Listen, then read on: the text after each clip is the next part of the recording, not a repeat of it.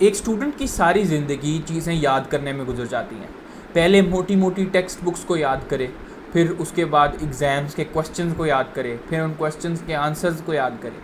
तो जब इतना कुछ याद करने को हो और हमारा दिमाग बिल्कुल एग्जॉस्ट हो चुका हो, तो हम ये सोचते हैं कि यार काश कोई ऐसा तरीका होता कि जिससे ये इतनी मोटी मोटी किताबें याद करना आसान हो जाता, या हम ये चीज़ें जल्दी से याद कर सकते ताकि हमारा टाइम बचे।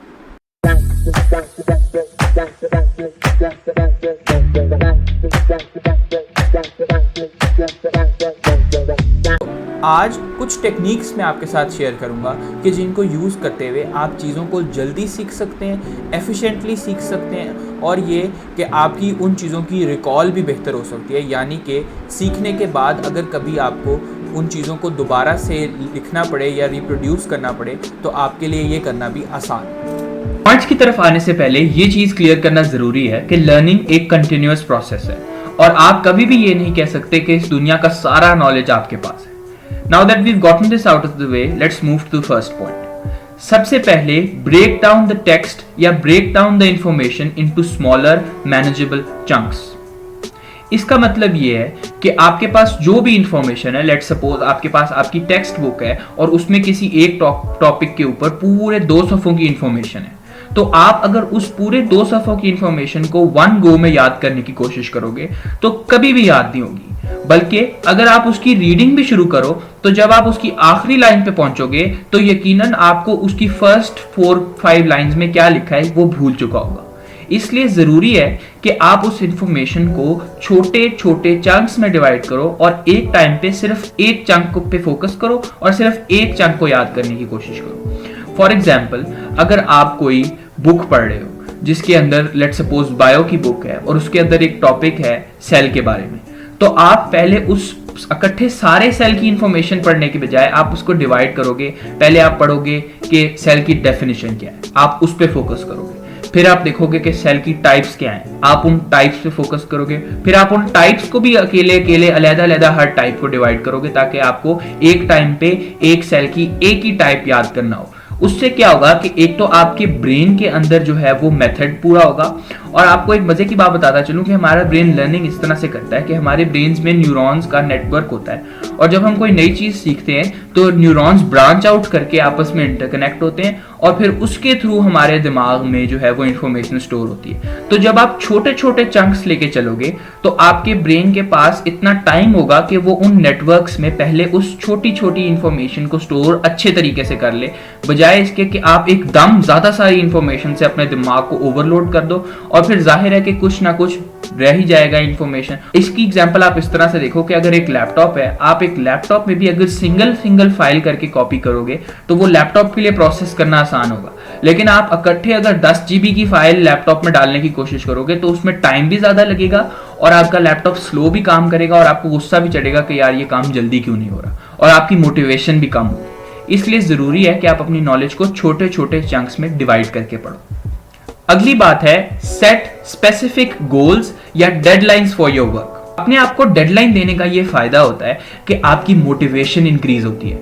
आपको पता होता है कि एक सर्टेन टाइम लिमिट तक आपने इतनी चीज को कंप्लीट करना है, और जब आप उस टाइम लिमिट के अंदर अंदर उस चीज को कंप्लीट कर लेते हो तो आपको एक मोटिवेशन मिलती है और आपको एक सेल्फ सेटिस्फैक्शन होती है कि यार इतना मुश्किल भी नहीं है जो मैं काम कर रहा हूं और आई कैन डू दिस। और इससे क्या होता है कि आप अगले चंक पे, फिर उससे अगले चंक पे, फिर उससे अगले चंक पे फोकस करते हो, और जब आप साथ साथ सारी डेडलाइंस को मीट करते हो तो आपको पता भी नहीं चलता और आपको सारी चीजें याद भी हो जाती हैं, और आपको जब आप एंड पे देखते हो तो आप देखते हो कि आपने सारा कोर्स कवर भी कर लिया है और ये कि वो आपको अच्छे तरीके से याद भी है और आपकी मोटिवेशन भी उस पूरे प्रोसेस के दौरान हाई पे रहती है। उसके बाद हमारे पास सबसे इंपॉर्टेंट पॉइंट है यूज एक्टिव लर्निंग टेक्निक्स। बहुत सारे स्टूडेंट्स ऐसे होते हैं जिनको पता ही नहीं होता कि एक्टिव लर्निंग टेक्निक्स क्या हैं, और अगर वो उनको यूज करें तो उनको इतनी आसानी फील होगी कि वो देखेंगे कि हम इतना टाइम लगाते हैं कुछ चीजों को याद करने पे और उसके बाद भी हमें याद नहीं होती, और अगर हम एक्टिव लर्निंग टेक्निक्स को यूज करें तो हमारा काम कितना आसान हो जाएगा। Smart work over hard work. अगर एक बच्चा है जिसने बहुत ज्यादा हार्ड वर्क की है और उसने इतना टाइम लगा के उस चीज को याद किया है, और एक दूसरा बच्चा है जिसने स्मार्ट वर्क किया है और उसको कम टाइम लगा है और उसने वो चीज याद कर ली है, तो मैं उस स्मार्ट वर्क करने वाले बच्चे को ज्यादा इंटेलिजेंट समझूंगा, क्योंकि उसने ये देखा है कि जो टाइम वो एक चीज को याद करने में लगा रहा था, अब वो उसी टाइम को डिवाइड करके थोड़े टाइम में ज्यादा चीजें याद कर सकता है। अब मैं आपको बताता हूं कि एक्टिव लर्निंग टेक्निक्स हैं क्या। सबसे पहले हमारे पास आता है पेरेटो प्रिंसिपल। इसका मतलब है कि 80% of what you learn is due to 20% of what you study. यानी कि आपकी 80% नॉलेज उस 20% एफर्ट से आती है कि जो आप उसको याद करने में पुट करते हैं। तो इसका मतलब क्या है कि जो सबसे मुश्किल टॉपिक्स हैं या जो सबसे इंपॉर्टेंट टॉपिक्स हैं, यानी वो टॉपिक्स के जो आपको याद करने में मुश्किल होती है, आप सबसे पहले उनको टैकल करेंगे। क्यों?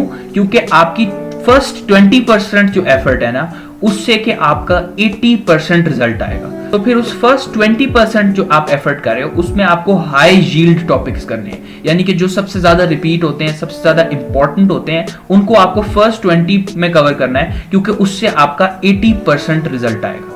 बाकी जो आसान टॉपिक्स हैं उनको आप साथ साथ लेके भी चलो, तो आपका जो रिमेनिंग 20% है वो कवर हो जाएगा, और इस तरह आपकी 100% एफर्ट 100% यील्ड में तब्दील हो जाएगी। उसके बाद हमारे पास आता है फाइनमेंस टेक्निक। ये टेक्निक पर्सनली मैंने यूज की है और मेरे पेरेंट्स भी बड़े हैरान होते थे कि यार टेस्ट तुम्हारा है और तुम कर क्या रहे हो, लेकिन ये एक बहुत ज्यादा इफेक्टिव चीज है। इसमें क्या है कि आप किसी दूसरे बंदे से कहो कि वो आपकी कोर्स बुक में से आपसे क्वेश्चंस पूछे। उससे क्या होगा कि आपके पास एक टेस्ट का इन्वायरमेंट होगा। जब तक आप खुद को टेस्ट नहीं करते, आपके पास एक्यूरेट अंडरस्टैंडिंग नहीं आती कि आप अपनी तैयारी के स्पेक्ट्रम में कहां पर खड़े हो। जब आपसे कोई दूसरा बंदा टेस्ट करे और जब आपसे कोई दूसरा बंदा सवाल पूछे, तो आपके दिमाग में एकदम एक्टिव रिकॉल होता है, यानी कि आपका दिमाग काम करता है कि अब हमने जो नॉलेज स्टोर की है, हमसे उससे क्वेश्चंस हो रहे हैं और हमने फटाफट उनका रिप्लाई करना है। इससे क्या होता है कि आपकी प्रोसेसिंग स्पीड इंक्रीज होती है, और पेपर में जब आपके पास कोई सवाल आएगा तो आपका दिमाग उस सवाल को जल्दी से प्रोसेस करके उसका आंसर दे सकता है, क्योंकि आपने पहले से ये टेक्निक को प्रैक्टिस किया है। और फिर इसी के साथ एक एफिलिएटेड चीज है कि जो आप चीज पढ़ रहे हो, आप वो किसी और को भी पढ़ाओ, अपने फ्रेंड को पढ़ाओ, अपने जूनियर को पढ़ाओ। उससे क्या होता है कि जब आप पढ़ाते हो ना, तो पढ़ाते वक्त बहुत सारी ऐसी चीजें, कॉन्सेप्ट्स क्लियर होते हैं कि जो आप जब स्टूडेंट होते हो और जब आप खुद पढ़ रहे होते हो तो आपको क्लियर नहीं होते। क्योंकि जब आप किसी को पढ़ाओगे तो जाहिर सी बात है कि जो पढ़ रहा है वो आपसे क्वेश्चंस पूछेगा। जब वो आपसे क्वेश्चंस पूछेगा तो आपके अपने कॉन्सेप्ट्स चैलेंज होंगे और आप अपने कॉन्सेप्ट्स को रिविजिट करोगे और आपकी बेस और आपकी ग्रिप उस टॉपिक पे स्ट्रांग होगी। उसके बाद हमारे पास आता है यर्क्स-डॉडसन लॉ। इसमें क्या है कि अगर आप कंसेक्यूटिवली एट अ स्ट्रेच 4-4, 5-5 घंटे एक सीट पे बैठ के पढ़ रहे हो, या फिर आप कंसेक्यूटिव टाइम एक चीज को दे रहे हो, तो आपके पास क्या होता है कि आपकी प्रोडक्टिविटी टाइम के साथ साथ डिक्रीज करने शुरू हो जाती है और आपको चीजें याद भी नहीं रहती और आपका दिमाग वॉन्डर करना शुरू हो जाता है। इसलिए जरूरी है कि आप ब्रेक्स लेते रहो स्टडी के दौरान। फॉर एग्जाम्पल, आप पहले 1 घंटे को एक सब्जेक्ट को प्रैक्टिस करो अच्छी तरीके से, उसके बाद आप 10 मिनट्स की ब्रेक लो, जिसमें आप उठो, पानी पियो, कोई शुगर की इनटेक करो, कोई टॉफी खा लो, कोई फ्रूट खा लो। उसके बाद आप वापस आके बैठो और आप किसी और सब्जेक्ट को 1 घंटा दो। उसके बाद आप उस घंटे को पूरा करने के बाद फिर 10 मिनट की ब्रेक लो। इससे क्या होगा कि जब आप बीच में ब्रेक्स लेते रहोगे तो वही सारी बात, जो न्यूरॉन्स का नेटवर्क है, आपके दिमाग को टाइम मिलेगा कि आप उसको प्रोसेस कर सको। और फिर ये भी एक चीज जरूरी है कि जब आप 10 मिनट की ब्रेक ले रहे हो तो उसमें आप फिर पढ़ाई के बारे में मत सोचो। आपने जो चीज स्टडी की है आप उसके बारे में मत सोचो। उसकी वजह यह है कि जब आप उसके बारे में सोचोगे ना, तो आपका दिमाग फिर भी उसी फेज में रहेगा, पढ़ाई वाले मोड में रहेगा, और ब्रेक का आपको कोई फायदा नहीं है क्योंकि आपके दिमाग में पढ़ाई चल रही है। अब इसका ये मतलब भी नहीं है कि आप उस टॉपिक के दौरान, आप उस 10 मिनट की ब्रेक के अंदर, वैसे 10 मिनट तो इतना टाइम नहीं कि आप कुछ और कर सको, तो इसलिए बेहतर यही है कि आप उसमें रेस्ट करो, डीप ब्रेथ्स लो, पानी पियो और अपने आप को, अपने माइंड को रिलैक्स करने की कोशिश करो। फिर है हमारे पास लेटनर सिस्टम। लेटनर सिस्टम क्या है कि जो टॉपिक्स आपको मुश्किल लगते हैं, या जो टॉपिक्स ज्यादा रिपीट होते हैं, या जो टॉपिक्स आपको भूलते हैं, आप उनके फ्लैश कार्ड्स बनाओ और सोने से पहले जब आप दिन के सारे काम खत्म कर चुके हो तो हार्डली 10 मिनट्स में उन फ्लैश कार्ड्स को एक दफा रिवाइज करो और फिर आप सो जाओ। इससे क्या होगा कि जब आप सो रहे होगे तो जो लास्ट प्रोसेस्ड इंफॉर्मेशन होगी आपके दिमाग में, आपका दिमाग न्यूरॉन्स के नेटवर्क की मदद से उन चीज़ों को स्टोर कर रहा होगा। और आप ये देखोगे कि जब आप सुबह उठोगे तो आपको एकदम पहली चीज जो आपको, जब आप अपने दिमाग में कुछ रिकॉल करने की कोशिश करोगे तो आपको वो चीजें रिकॉल होंगी जो आपने रात सोने से पहले पढ़ी थी। ये मैंने खुद भी एक्सपीरियंस किया है। उसके बाद आपको क्या करना है कि you have to create a conducive learning environment, यानी कि एक घर की ऐसी जगह या आपका ऐसा कमरा कि जिसमें आपको बाकी घर में क्या हो रहा है उसके बारे में पता ना चले और कोई डिस्ट्रैक्शन ना हो। और ऐसी जगह पर आपकी मोबाइल्स या कोई ऐसी इलेक्ट्रॉनिक डिवाइस कि जिससे आपको डिस्ट्रैक्शन हो सकती है वो भी वहां ना हो। उससे क्या होगा कि जब आप एक जगह पर बैठकर एक चीज को याद करने की कोशिश करोगे और आपके इर्द गिर्द कोई डिस्ट्रैक्शन नहीं होगी तो आपका पूरा फोकस उस चीज पे होगा और वो चीज याद करना आपके लिए आसान भी होगा। और दूसरा फायदा ये है कि आपकी बॉडी को ये पता होगा और आपके ब्रेन को ये पता होगा कि जब ये बंदा इस जगह पर बैठेगा, इस कुर्सी पर बैठेगा और फिर कुछ पढ़ेगा तो हमें उस चीज को याद करना है, यानी कि आपकी एक मसल मेमोरी कह लें या एक ब्रेन मेमोरी कह लें, वो डेवलप होगी। और उस जगह पर बैठकर आप ज्यादा फोकस्ड फील करोगे और आपकी उस जगह पर बैठकर लर्निंग भी बेहतर होगी। फिर आपके पास है यूज नेमनिक्स। नेमनिक्स क्या होते हैं? वो ऐसी डिवाइसेस या ऐसी शॉर्ट फॉर्म्स या ऐसे एब्रीविएशंस होते हैं कि जिनसे आपके लिए ज़्यादा सारी नॉलेज को याद करना आसान होगा। जैसे हम सारे जब पीरियोडिक टेबल को याद करते हैं तो हम कुछ नेमनिक्स बनाते हैं, जैसे फर्स्ट ग्रुप के लिए हाली ने की रब से फरियाद, hydrogen, lithium, sodium, potassium, rubidium, caesium, francium, ऐसे। ठीक है, तो ये हमारे लिए इस तरह से नेमनिक्स बना के याद करना आसान हो जाता है।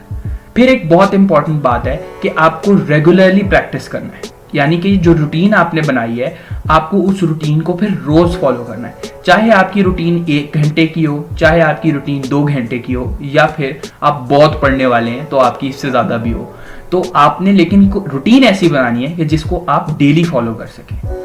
अपने आप को ज़रूर एक दिन दें, हफ्ते का संडे दें या सैटरडे दें जो आपके लिए रेस्ट का दिन हो, लेकिन ऐसी रूटीन बनाएं कि जिसको आप रिपीट कर सकें और जो फॉलो करना आपके लिए आसान हो और फिर आपने उसको फॉलो भी करना है। उसके बाद यह है कि नॉलेज के लिए किसी एक रिसोर्स पर रिलाई नहीं करना। Do not rely on a single resource. एक टॉपिक को स्टडी करते हुए या एक पॉइंट को पढ़ते हुए आप यूट्यूब पे वीडियोस भी देखो, अपनी कोर्स बुक भी पढ़ो, अपने टीचर से भी कंसल्ट करो, अपने दोस्तों से भी कंसल्ट करो। इससे क्या होगा कि जब आपके पास एक टॉपिक पे एक अबंडेंस होगी नॉलेज की, तो फिर आपको वो चीज़ें याद रखना कि जो आपके लिए याद करना आसान है उसमें से सिलेक्ट करना आसान हो जाएगा। और फिर अगर कोई आपसे क्वेश्चन भी करे तो आपको ऐसा नहीं लगेगा कि कोई भी चीज़ आपको नहीं आती। जो हम स्टूडेंट्स अक्सर देखते हैं, हम कहते हैं कि ये आउट ऑफ कोर्स है। तो अगर आपके पास एक टॉपिक पे नॉलेज ही ज़्यादा होगा तो फिर आपके लिए कुछ भी आउट ऑफ कोर्स नहीं होगा और आपके लिए याद करना बहुत आसान हो जाएगा। फिर एक चीज सबसे इंपॉर्टेंट ये है कि आपने अपने आप को रिवॉर्ड भी करना है जब आप किसी माइलस्टोन को अचीव करो, यानी कि जब आप कोई चीज पूरी तरह से सीख लो और आपका उसके बारे में टेस्ट हो और आप उस टेस्ट में अच्छा स्कोर करो तो रिवॉर्ड योरसेल्फ। कोई ट्रीट दो अपने आप को, कोई चॉकलेट, कुछ भी ऐसा कि जिससे आपकी बॉडी को, आपके ब्रेन को ये सिग्नल जाए कि ये अच्छी चीज अचीव की है तो उसका ये अवार्ड मिला है। आपके दिमाग में डोपामीन रिलीज हो ताकि आपको वो फीलिंग अच्छी लगे। इससे क्या होगा कि जो फीलिंग आपको अच्छी लगती है आपका दिमाग उस फीलिंग को रिक्रिएट करने की कोशिश करता है। तो अगर आपको कोई चीज़ याद करके अच्छी फीलिंग आई है तो दिमाग कोशिश करेगा कि वो और चीज़ें याद करे ताकि वो अच्छी फीलिंग आपकी बॉडी में दोबारा से रिप्रोड्यूस कर सके। आखिरी चीज़ ये है कि आपने जो भी लर्निंग की है उसको पीरियोडिकली रिविजिट करें और दोबारा रिवाइज करें ताकि आपका दिमाग जो है वो एक्टिवली उस चीज़ को रिकॉल करने की सलाहियत को बरकरार रख सके। इसकी एग्जांपल आप इस तरह देखें कि अगर आप एक मेटल के पीस को छोड़ देंगे तो उसको जंग लग जाएगा, लेकिन अगर आप उसको इस्तेमाल करते रहेंगे तो उसको जंग नहीं लगेगा। इस सेम चीज़ आपके ब्रेन पे भी अप्लाई होती है। अगर आप एक चीज़ को बार बार रिवाइज करते रहेंगे तो वो आपके दिमाग में फ्रेश रहेगा और आप उसको हमेशा रिप्रोड्यूस कर सकेंगे। लेकिन अगर आप एक दफ़ा याद करके उसको छोड़ देंगे और फिर दोबारा उसको सालों तक रिविजिट नहीं करेंगे तो फिर वो चीज़ आपको आहिस्ता आहिस्ता भूल जाएगी और आपकी मेमोरी से वो इरेज हो जाएगी, क्योंकि आपका दिमाग कॉन्स्टेंटली नई इन्फॉर्मेशन को स्टोर करने के लिए जगह बना रहा है। आपका दिमाग का साइज तो उतना ही है लेकिन आपकी इन्फॉर्मेशन कॉन्टिन्यूसली नई आ रही है। इसलिए ज़रूरी है कि आप अपने दिमाग में सिर्फ वो इन्फॉर्मेशन रखें कि जो आपके लिए ज़रूरी है और फिर उस इन्फॉर्मेशन को बार बार रिविजिट भी करते रहें। तो ये थी आज की वीडियो। आई होप आपको कुछ नया सीखने को मिला होगा, और अगर ये टेक्निक्स यूज़ करके आपको अपने अंदर कुछ बेहतरी महसूस होती है तो फिर ये टेक्निक्स और लोगों के साथ भी शेयर करें, ताकि सबके लिए लर्निंग एक आसान प्रोसेस बन जाए और लोग किताबें पढ़ने से घबराएं नहीं। Thank you.